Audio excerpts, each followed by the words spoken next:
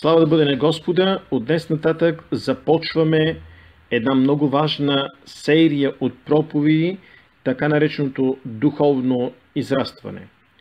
Това ще ни помогне, за да знаем как ние духовно да израснем в Господа и да започнем духовно да се развием като християни. Темата предимно се отнася за повярвали християни. Темата се отнася за онези, които искат да растат като християни. Темата се отнася за онези, които искат да служат вярно на Бога. Деянията на апостолите, 2 глава, стих 38. А Петър им рече: покайте се и всеки от вас нека се кръсти в името Исус Христово за прощение на греховете ви и ще приемете този дар Святия Дух.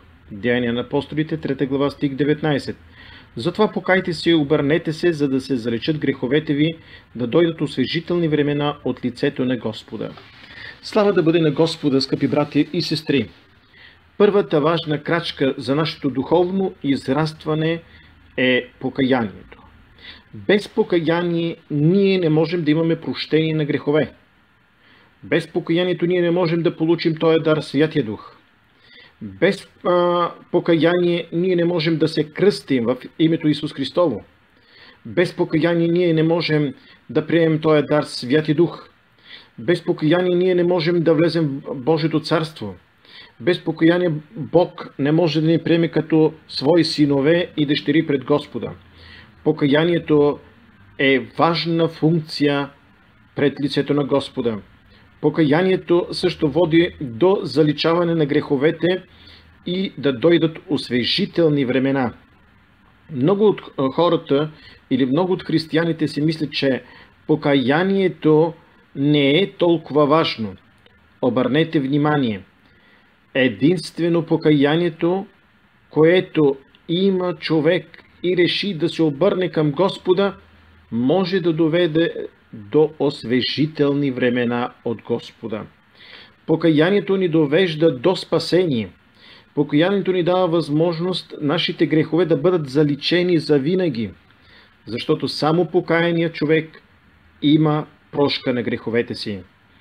Искам да ви кажа, ако искате духовно да израснете в Господа, първата ваша важна крачка в живота си е да се покаете. Покаянието е цял живот.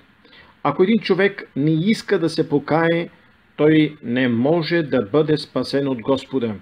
Скъпи братя и сестри в Господа Исуса Христа, чуйте това слово, което Господ ви казва. Ако искате духовно да израснете като християни, покайте се, за да се заличат греховете ви. Запомнете, само онзи, който се покаял, неговите грехове са простени. Хора, които ви напомнят старият човек, хора, които се опитват и вярващи се опитват да ви изобличат за грехове, които сте сторили във време на незнанието, те не са християни. Защото Божието Слово ни се казва, че всеки, който е извършил грехове в миналото, поискал прошка от онзи, на когото е причинил болка, неговите грехове са простени. Покайте се и кръстете се в името на Господа Исуса Христа за прощаване на греховете ви и ще приемете този дар Святия Дух. Без покаяние не можете да притежавате силата на Святия Дух. Без покаяние вие не можете да имате благословение. Без покаяние няма прошка. Затова и без покаяние няма спасение. Първото нещо важно, което трябва да направим, е да се покаем. Скъпи братя и сестри в Господа Исуса Христа, най-важното нещо в животът ни е покаянието. Промяната на сърцето ни, умът ни, животът ни. Зная, че ще имате проблеми, борби и изпитания. Зная, че дяволът непрекъснато ще иска да гледате наляво и надясно и от време на време да се обърнете. Но запомнете, че това е заблуда.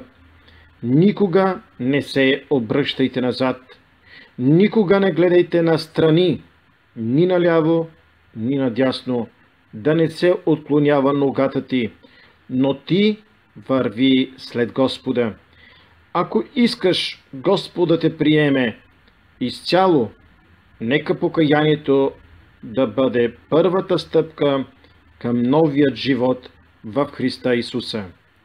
Онзи, който ви причинява болка, страдание, той ще понесе своето наказание. Но ако ти приемеш Господа Исуса Христа, ще бъдеш спасен. Ако ти промениш живота си пред Господа, ако ти поиска прошка в този момент, и ти, скъпи братко и сестро, който чуваш сега в този момент Божието Слово, ти се покаеш, Господ ти дава обещание за едно велико благословение, и това е дар Святия Дух. Ако ти приемеш Господа Исуса Христа в сърцето си, Той ще те благослови, ще ти даде нов живот и ще ти даде възможност да бъдеш завинаги Негов син и Негова дъщеря. Запомнете, никой не може да ви обвини, освен Сатана. Неговата работа на Сатана е да ви обвини, да ви напомня минали грехове, които сте сторили във време на незнанието. Но Господ казва, това, което ви е простил в миналото, Той вече е заличено. И затова в този стих ни се казва в Деянията на апостолите, 3 глава, стих 19, за да се заличат греховете ви. А думата заличаване означава премахване и вече не могат да бъдат приравнени с бъдещи или настоящи неща, които се случват. Ако в миналото сте били като християни, сте извършили престъпления, също е дошло времето, в който да отидете при човекът, който сте сторили зло, да се покаете и да кажете съжалявам, защото Господ няма да приеме прошката, ако не отидете при онзи, който сте сторили зло, и да си поправите грешката. Запомнете, небето ще бъде затворено за всеки един, който не се покае и който не поиска прошка от Бога. Запомнете, прошка има онзи, който е променил сърцето си и живота си. За да израснеш духовно, трябва ти покаяние. За да израснеш духовно, трябва ти първите крачки да отидеш да поискаш прошка. За да израснеш като християнин, трябва да се кръстиш, трябва да се новородиш, да приемеш Господната вечеря и да правиш дела спрямо Бога в добро отношение. Именно плодовете на духа. Всеки, който се стреми към грях, няма да бъде благословен. Затова Господ ни дава възможност да го следваме.